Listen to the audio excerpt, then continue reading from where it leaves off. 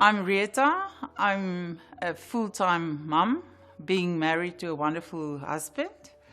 I'm 47 years old and being diagnosed with breast cancer in 2016 when I was 40 years old.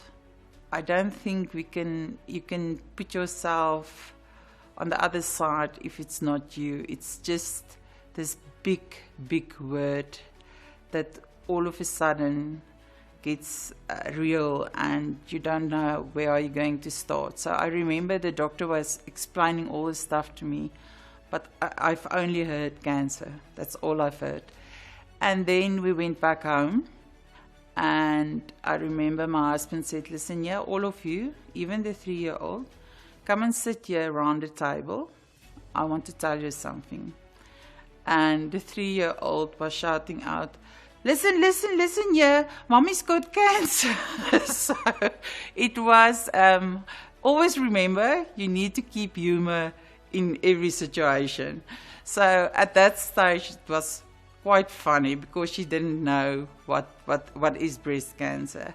I knew cancer. I've lost my brother-in-law with cancer. My sister had breast cancer on 40. And 2 of my friends had breast cancer. So I knew what I was going in for, what's waiting for my journey. So I had my chemo, I had a bilateral mastectomy, and then I had my radiation. So I took them with one by one to chemo to show them what does chemo look like. And they ask all the questions they want. So they were informed from the beginning. It was very tough on a family. It was tough on my husband because for the first 2 weeks you're not allowed to use your arms. So my husband had to help me up and down from couches or to wash myself and get myself ready and to get dressed. And I remember 2 weeks after my mastectomy, I decided today I'm going to wear normal clothes and not pajamas anymore. I'm not a patient anymore. So I think that was the change in my head where I was started to fight for the journey that I'm on. So I had an amazing safety net, friends and family who supported us, who came to visit us, who sent some food and flowers and anything. So I was really so blessed to have this support system I had when I was sick. So in 2018, we've started with reconstruction. And I remember they said, okay, but I still need to go for the scan just to make sure to carry on with the medication and the treatment.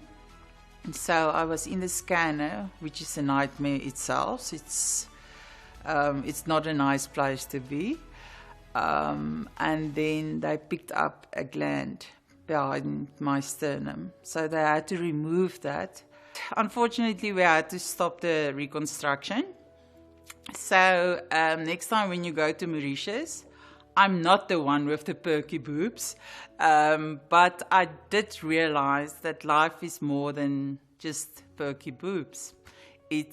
I'm still here, and it doesn't define me. For a woman, it's quite tough to lose your hair and to have a mastectomy, but I think you must get your head in the ball game and in the journey, and it's what you make from it. And I think if you use humor, it makes it much lighter for yourself. Your story might be someone else's motivation, and I think all the tips and everything that you learned from your journey, you can pass on and pay forward to other people that's going through that. So that's where I decided to start an NGO, and it was something close to my heart to make a difference, because I realized this is something that comes on my journey and I can't just leave it here. I need to do something with this.